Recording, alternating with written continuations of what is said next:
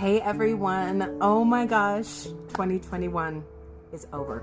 Can you believe it? I am sitting here like in total shock at how fast this year has gone. And I feel like as I get older, the years go faster somehow. And I'm so excited about 2022, fixing my focus and my just my vision and getting ready for all that lies ahead. And I don't know about you guys, but I am a goal setter. I'm not so much into New Year's resolutions as I am into New Year goals. And it might be just semantics, but in my head, a resolution sounds, something set in cement, whereas a goal sounds like something more achievable, something more exciting. And I'm really big into setting goals.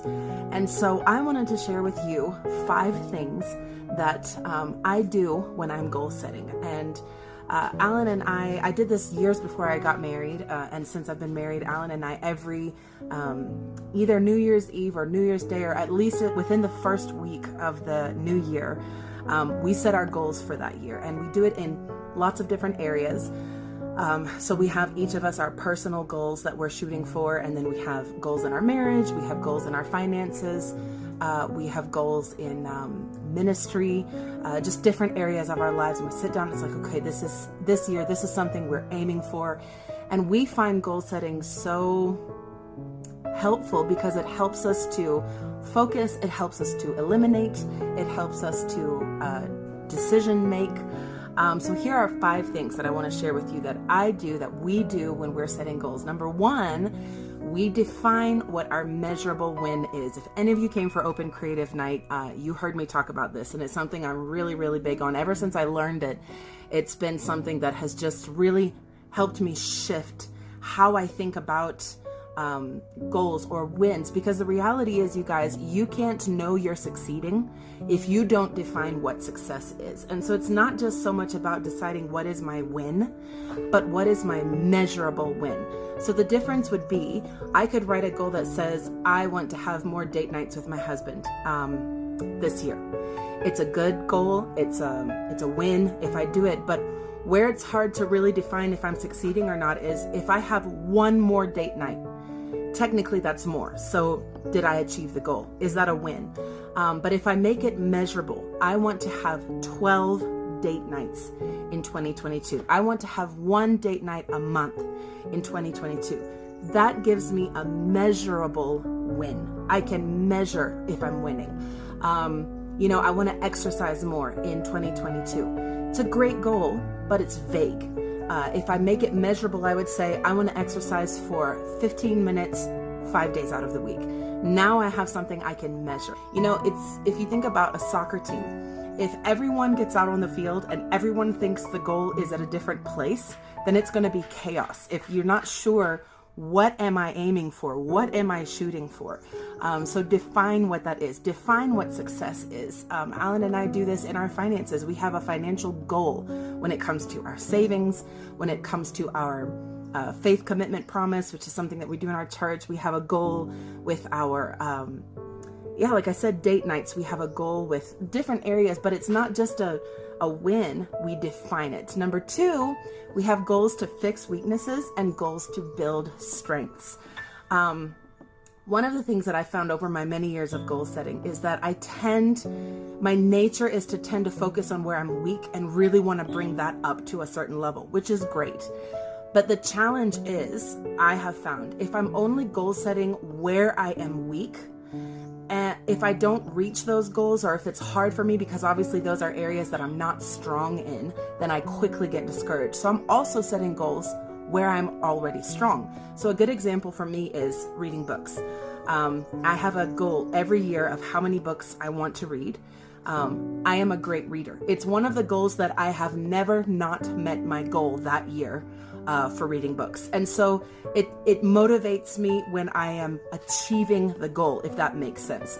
I'm also setting goals in the areas that I'm strong because I'm building those strengths. I want those strengths to multiply and get larger and increase.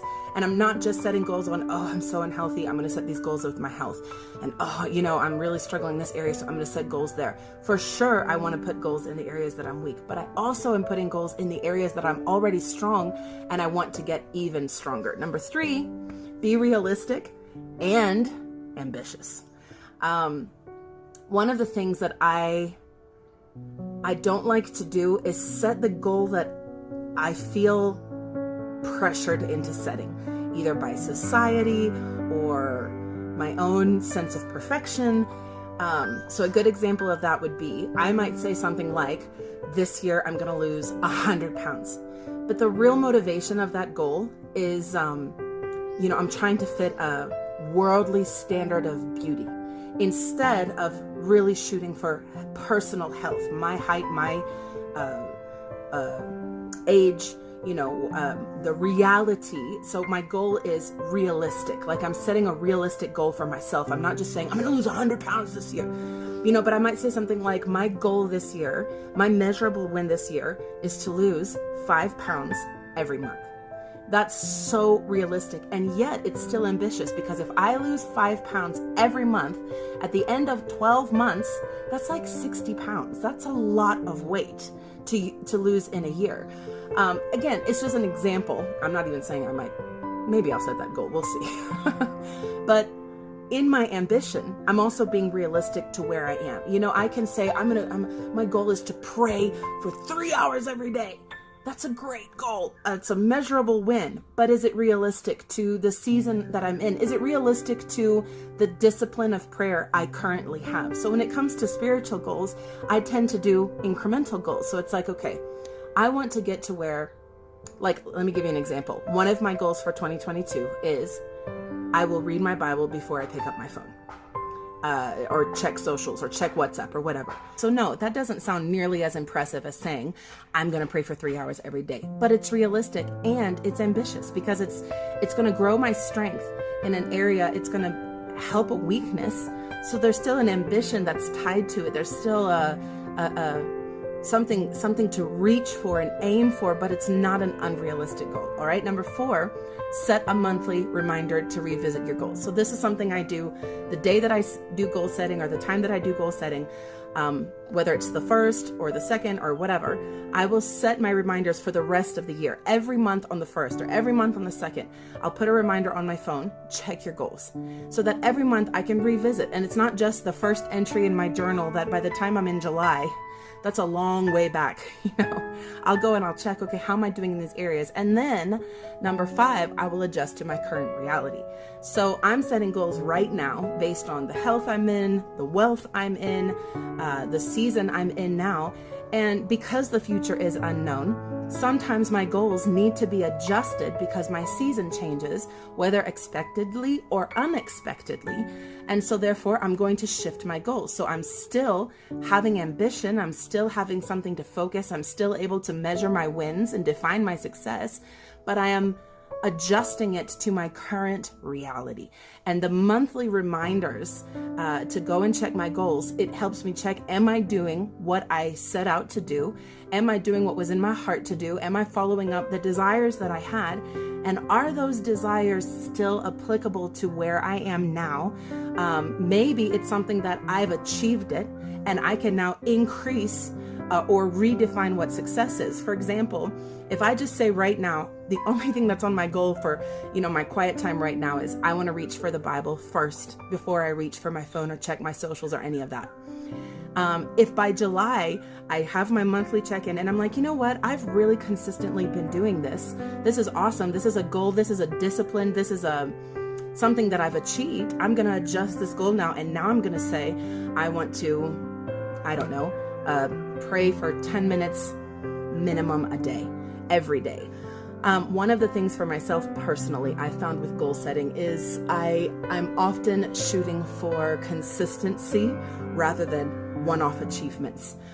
So even like with Alan and I, with our finances, we're usually aiming more for, we want to set aside X amount a month towards savings rather than just a goal at the end of the year. Because what can happen is we can keep postponing our reality, and be like, okay, it's October. We haven't put anything aside for savings, but you know, when that one contract comes in, we'll do it. So it's good for us to have the discipline. Our goals are often connected to our disciplines, so that we're building that discipline. So I don't know if any of that helps you, but that's just some things that I do. 5 things. Define what my measurable win is. I have goals to fix weaknesses and to build strengths. I'm realistic and ambitious. I'm setting monthly reminders to revisit my goals, and I am adjusting my goals to my current reality. I hope there's something helpful for you in that, and I'm praying all of us are going to have such an incredible 2022. Let's do it, you guys. Let's achieve those goals. Let's set them. Let's reach them. Let's surpass them. Love y'all.